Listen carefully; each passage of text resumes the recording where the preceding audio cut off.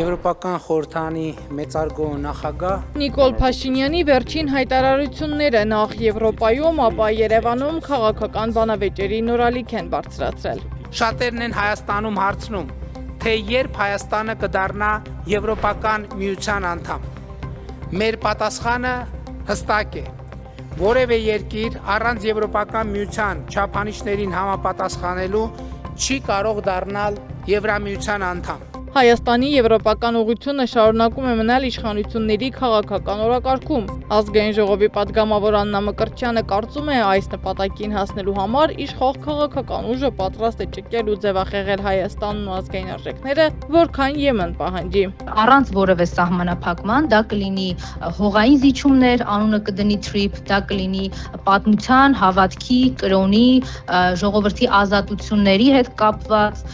Արցախի հետ կապված չէ, ինքը ամեն զիջման պատրաստ է, յուրատեսակ եւ յուրօրինակ հաշվետվություններ ներկայացնում, որ իր աթոռի պահպանությունը հանկարծ հարցականի տակ չդրվի։ Փաշինյանը Ստրասբուրգում Եվրախորհրդարանի ամբիոնից կրկին խոսեց հայ առաքելական եկեղեցու մասին, թիրախավորեց հոգևորականներին։ Մարդը Եվրոպական խորհրդարանի ամբիոնից պատմում է, թե հայ առաքելական եկեղեցու եպիսկոպոսները խախտել են ինչ-որ իրեն հայտնի հոգևոր կանոններ, ազդեցության գործակալներ են եւ ուզում են խանգարել իր խաղաղությանը։ Մարտը 2018-ից ի վեր ոչ արցախյան բանակցային գործընթացում, ոչ պատերազմից առաջ, ոչ դրա ընթացքում, ոչ դրանից հետո եւ ոչ էլ մինչեւ այսօր հենց այսպես էլ չի հասկացել, թե որտեղ ինչ կարելի ասել, ինչ չի կարելի ասել, ինչ են քեզանից ակնկալում, ինչը որևէ մեկին չի հետաքրքրում եւ ինչն է մատնում քո թուլությունը, տգիտությունը, վախերը եւ պարզ տկարամտությունը։ Ալիևին ու Կոբախիձեին Ստրասբուրգում շնորհակալություն հայտնելուց հետո Փաշինյանը նույն գիծը շարունակել է արդեն Երևանում, կառավարության նիստից հետո տեղի ունեցած ճեպազրույցում։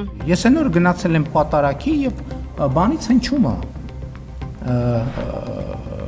Պատարագին հնչում է։ Ընդ որում պատարագի ընթացքում հնչում է ոչ մի անգամ։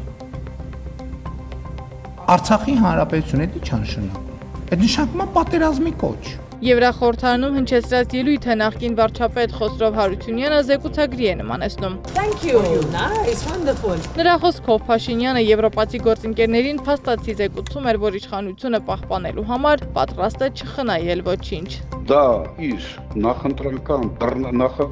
գործընթացներում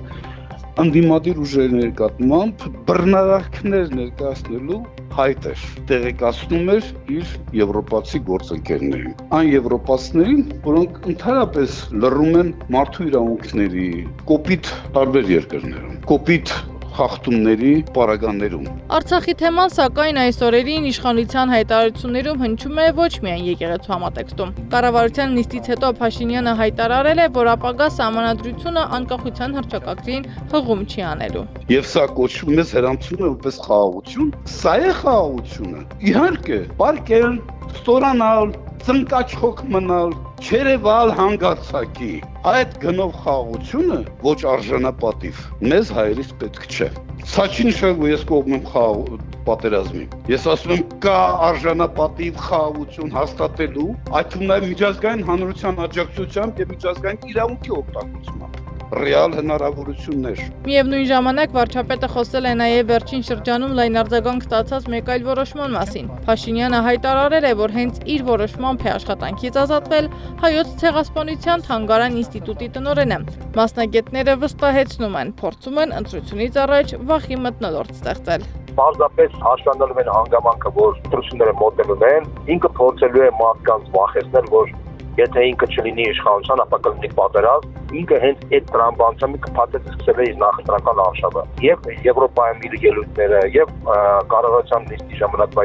իր բոլոր ելույթների գլխավոր նպատակը ընտրություններն են։ Այս հայտարարությունները նոր հարցադրումներ են առաջ բերել, որտեղով է անցնում պետության արտաքին քաղաքական հաշվարկների եւ ազգային պատմական հիշողության միջև սահմանը, երբ պետական մակարդակով քննադատության են ենթարկվում եկեղեցին, Արցախի թեման կամ ցեղասպանության հարցը բարձրացնող կառույցները, հասարակության մի հատվածի համար դա դիտվում է որպես քաղաքական նոր ուղեգիծ։ Սա է Եվրոպան։ Հիմա պարզ է, որ այս պայմաններում նա 15 միլիոն եվրո գումար է տվել, նպատակը մեկն է, ցանկացած գնով պետք է հաղթես։ Ինչ իրավունքներ, ինչ օրենք, ինչ սահմանադրություն, ցանկացած գնով։ Այդ ֆոնին ակնհայտ է դառնում, որ իշխանությունների հայտարարություններն այլևս միայն ներքաղաքական քննարկումների թեմա չեն։ Եկեղեցուն, Արցախին եւ ցեղասպանությանն առնչվող հարցերը, որոնք երկար տարիներ ընկալվել են որպես հայկական ինքնության եւ պետականության առանցքային բաղադրիչներ, քննադատվում են եվրոպական ամբիոնից, Հայաստանի առաջին դեմքի կողմից։